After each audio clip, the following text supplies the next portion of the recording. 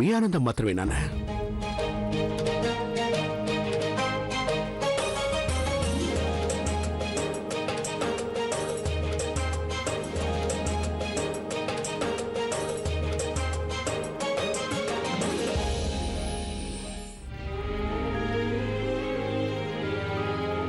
రండి, మాతో పాటు రండి.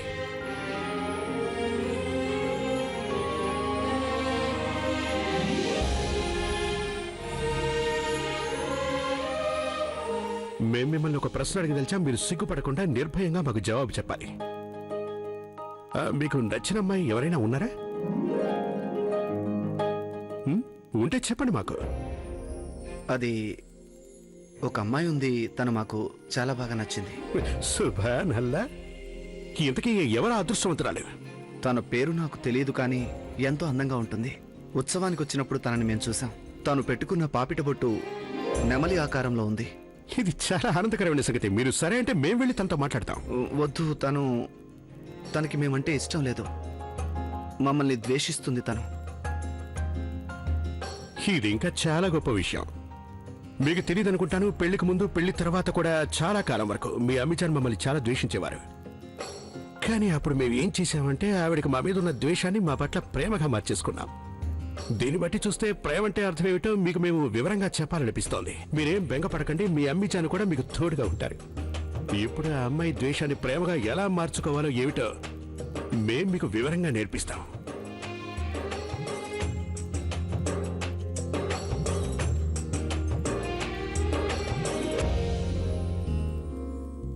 మీరు విశ్రాంతి తీసుకోండి, పడుకోండి.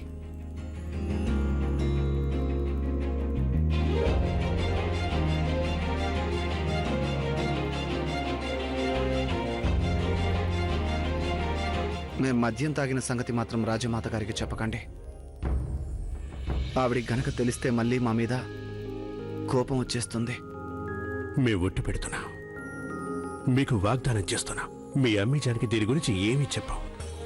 మీరు హాయిగా పడుకోండి, ఆనందంగా ఉండండి, నిద్రపోండి. శబకాయ్.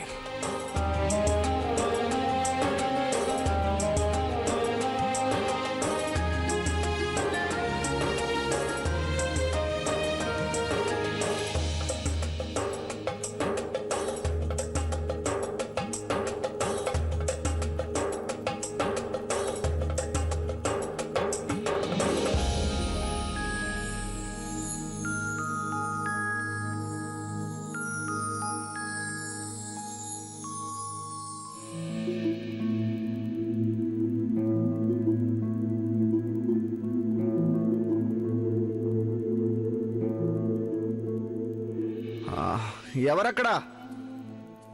కొంచెం మంచినీళ్ళు ఇస్తారా?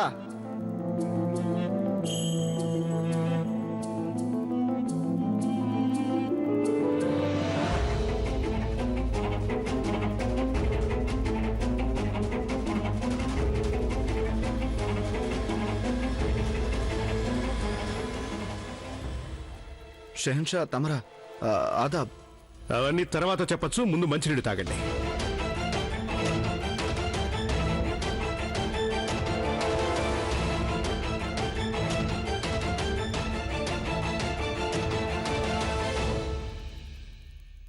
నిన్న రాత్రి మీరు చేసింది ఏమిటో మీకు తెలుసా షేకు బాబా? నిన్న రాత్రి మీరు మద్యం సేవించారు. ఈ సంగతి కనుక మేము మీ అమ్మిజానికి చెప్తే ఆవిడ ఏం చేస్తారో మీకు తెలుసా? ఆవిడ మళ్ళీ మిమ్మల్ని శిక్షిస్తారు.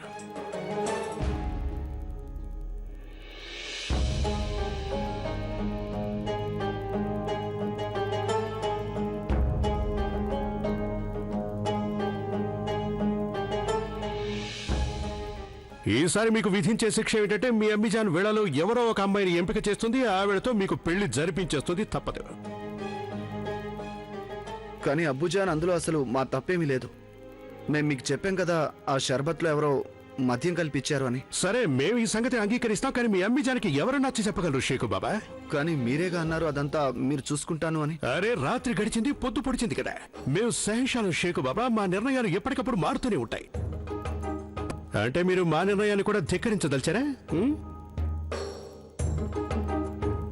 సలీం, అయితే రాత్రంతా ఆలోచించారా? మీరు ఏ అమ్మాయిని పెళ్లి చేసుకోవాలో నిర్ణయించుకున్నారా? షహిన్షా, మీరేదో నాకు ధైర్యం చెప్పారు కదా, మీరు కాబోయే షహిన్షాని ఒప్పిస్తానన్నారు. మరి చెప్పరే, వారికి ఏ పిల్ల నచ్చిందో? షహన్షా, మీ మద్యం తాగిన సంగతి మాత్రం ఆవిడకి చెప్పకండి. ఇది గనక ఆవిడికి తెలిస్తే మాత్రం. ఏంటలా తండ్రి కొడుకులు గుసగుసలాడుకుంటున్నారు? సంగతి ఏంటో చెప్పండి. మరేం లేదు జ్యోతి బేగం, షేకు బాబా తన నిర్ణయం ఏమిటో మాకు చెప్పేశారు. కానీ మేము నిర్ణయించింది ఏమిటి అంటే పెళ్లి చేసుకోమని వీరిని బలవంత పెట్టకూడదు జ్యోతి బేగం. వారు కోరుకున్నప్పుడే వారి పెళ్లి చేసుకోవాలి. అదేంటి అర్థం లేని మాట? ఈ మాటలోనే అర్థం ఉంది జ్యోతి బేగం. ఈ నిర్ణయం మా కుమారుడి జీవితానికి సంబంధించింది, తన ఇష్టానికి సంబంధించింది. వారు ఎవరిని కావాలనుకుంటే వారిని పెళ్లి చేసుకోవచ్చు. కనుక ఈ విషయంలో ఎలాంటి వాదనలు చేయకూడదు. సరేలేండి, మీరలా నిర్ణయించాక నేను మాత్రం ఏమనగలను మీ ముందు? అందులోనూ మీ ముందు, మీ రాకుమారుడి ముందు నా మాట ఎప్పుడు చెల్లింది గనుక మీరిద్దరూ ఎప్పుడైనా నా మాట వింటేనేగా అసలు. సరే కానివ్వండి, ఇక తొందరగా సిద్ధమైపోండి. ఉత్సవం ఆరంభం కానుంది.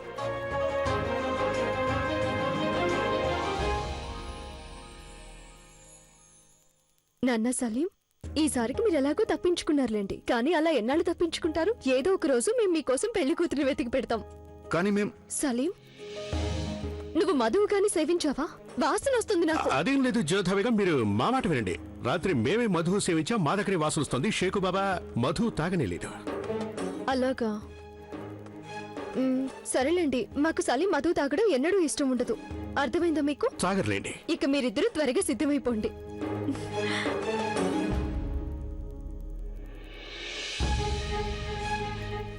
మా కారణంగా మీరు అబద్ధం చెప్పవలసి వచ్చినందుకు క్షమించండి. అబద్ధందే ఉంది. మీకోసం మేము ఏం చేయడానికైనా సిద్ధంగా ఉన్నాం. ఇదే మేము మీకు మాటిస్తున్నాం. మీరు ఎప్పుడు కావాలంటే, ఎవరిని కావాలంటే వారిని పెళ్లి చేసుకోవచ్చు. ఈ విషయంలో మిమ్మల్ని ఎవరూ ప్రశ్నించబోరు. మాకు కావాల్సిందల్లా మీ ఆనందం ఒక్కటే.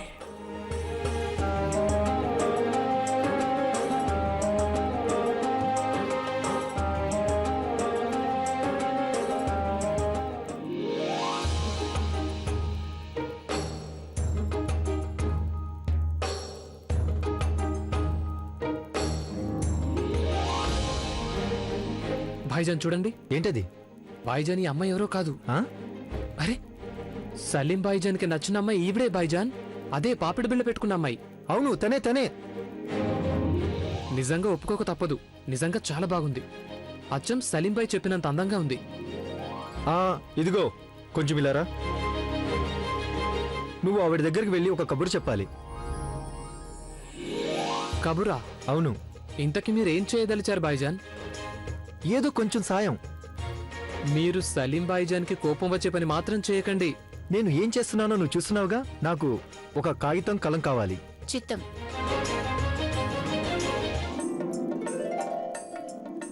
ఇదిగో అనార్కలి, మాన్సింగ్ అన్నయ్య పట్టాభిషేకానికి నువ్వు కూడా మాతో రావాలి. లేదు లేదు, నేనెలా రాగలను? ఈ ఉత్సవం రాజవంశస్థులకే కదా. ప్రణామాలు రాకుమార్తె గారు. అనార్కలి, ఇది నీకోసమే వచ్చింది. నాకోసమా? అవును, నీకోసమే.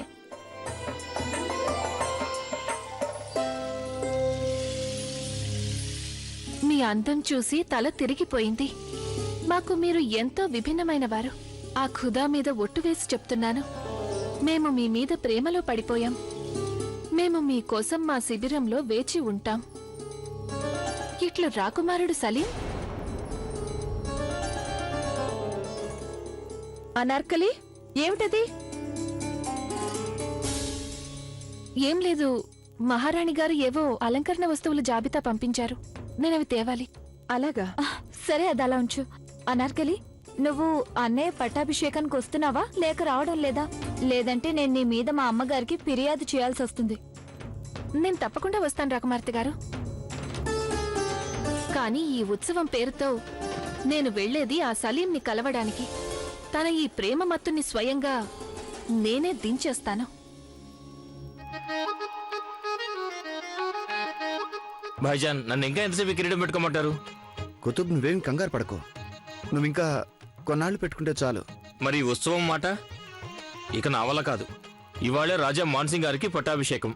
మీరు ఇవాళ ఈ కిరీటం పెట్టుకోవాల్సిందే. నువ్వంత కంగారు పడాల్సిన అవసరం లేదని చెప్పాను కదా. ఇదిగో తీసుకోండి.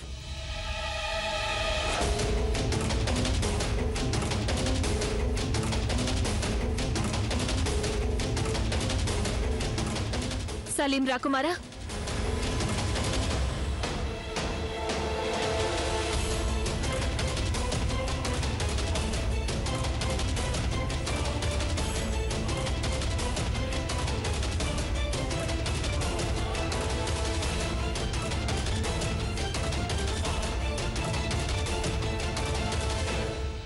మీరు రాకుమారుడే కావచ్చు, వారసుడే కావచ్చు.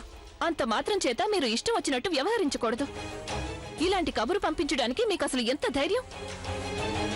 నాకు మీరెవరో తెలీదు, తెలుసుకోవాలని లేదు. అయినా మీరు నన్ను శిబిరానికి రమ్మని మీరు నాకు కబురు పంపిస్తారా? మాట్లాడరెందుకు? మీరేగా సలీం రాకుమారుడు.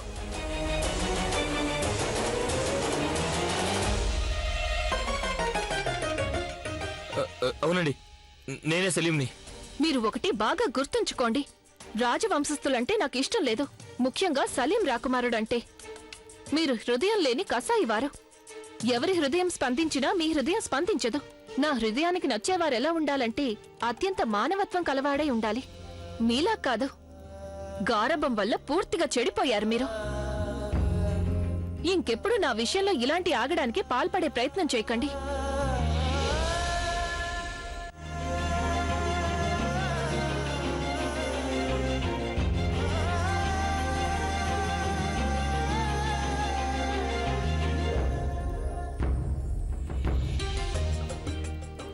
ఇప్పుడు జరిగిందంతా చూస్తుంటే మీ మీద నిజంగా మాకు ఇంకా ఇష్టం కలుగుతుంది.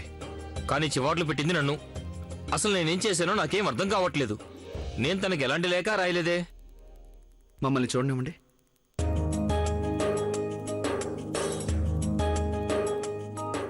ఈ లేఖ రాసిందెవరో మాకు అర్థమైపోయింది. ఎవరు రాశారు, ఎందుకు రాశారు అదంతా తర్వాత. ముందు మనం పట్టాభిషేకానికి బయలుదేరాలి. పదండి. మంగళం భగవాన్ విష్ణు మంగళం గరుడధ్వజ మంగళం పుండరీకాక్షాయ మంగళాయ తనోహరి.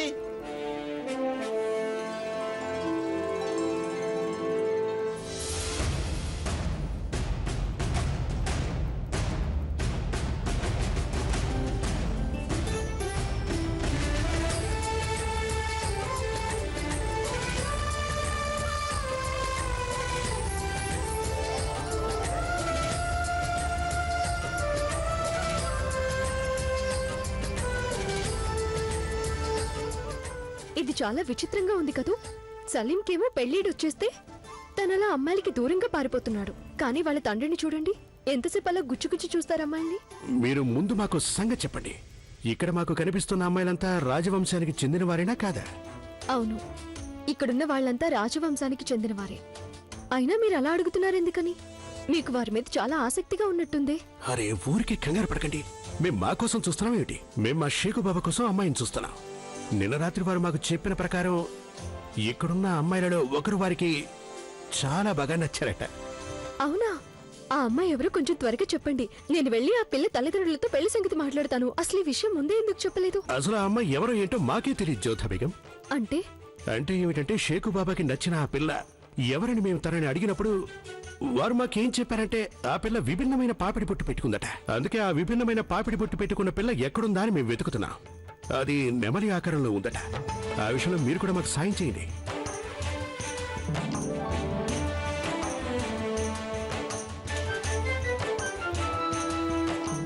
నా పాపిడి బొట్టు విరిగిపోయినట్టుంది. ఇప్పుడు నేను అలంకరణ లేకుండా సలీం రాకుమారుడి ముందుకు ఎలా వెళ్తాను? మీరేం కంగారు పడకండి, ఒకసారి నాతో రండి.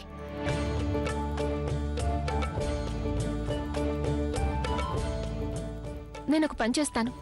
నేను పెట్టుకున్న పాపిడి బిళ్ళ మీకు పెడతాను. మీరు అందంగా ఉంటారు.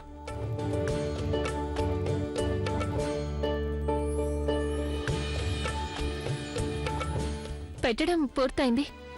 అనార్కలి, నువ్వు చాలా మంచిదానివి. నేనెంత కంగారు పడిపోయానో తెలుసా? ఇక నాకు సెలవు ఇప్పించండి. వెళ్ళిపోతావా? ఎందుకు? మీరు పట్టుపట్టడం వల్లే నేను ఇక్కడికి వచ్చాను. కానీ నేను ఇక వెళ్ళాలి, ముఖ్యమైన పనుంది. అయితే వెళ్ళు, కానీ రేపు తప్పకుండా వచ్చి నన్ను కలు. చిత్తం, తప్పకుండా.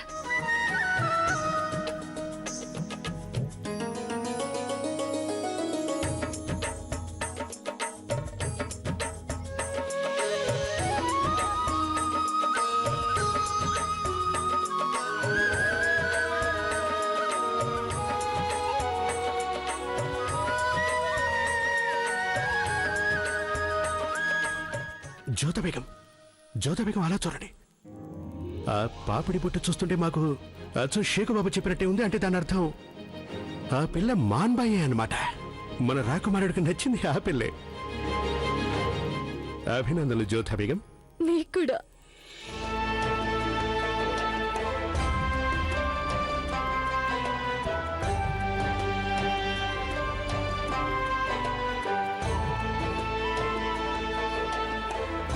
ఖుదా దయ వల్ల ఆ పిల్ల ఇక్కడ లేదు.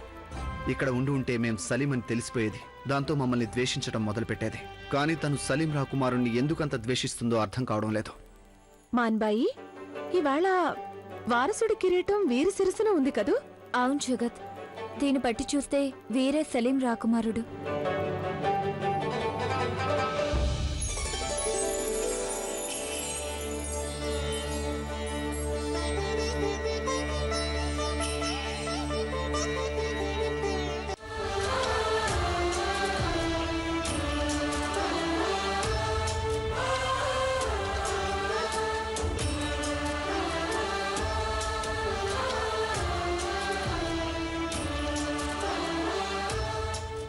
అమ్మవారి కరుణా కటాక్షాలతో ఆశీస్సులతో మహారాజు భగవాన్ దాస్ వారి స్వహస్తాలతో రాజా మాన్సింగ్ కి మొగటాన్ని ధరింపచేయాలి.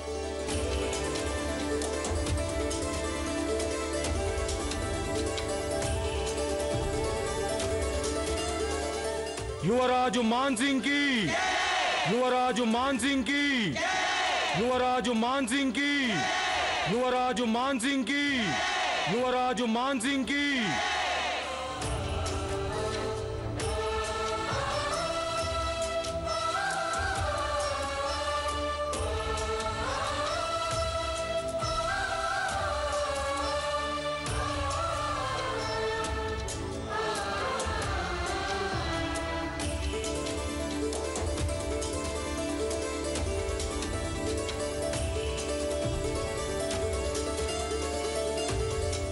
అభినందనలు షేకు బాబా.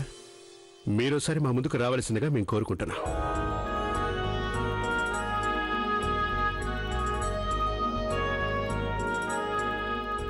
మేం మా ముఘలాయి సామ్రాజ్యపు దీవెనలతో ఓ ఆదేశాన్ని జారీ చేయాలి అనుకుంటున్నాం. రాజా మాన్సింగ్,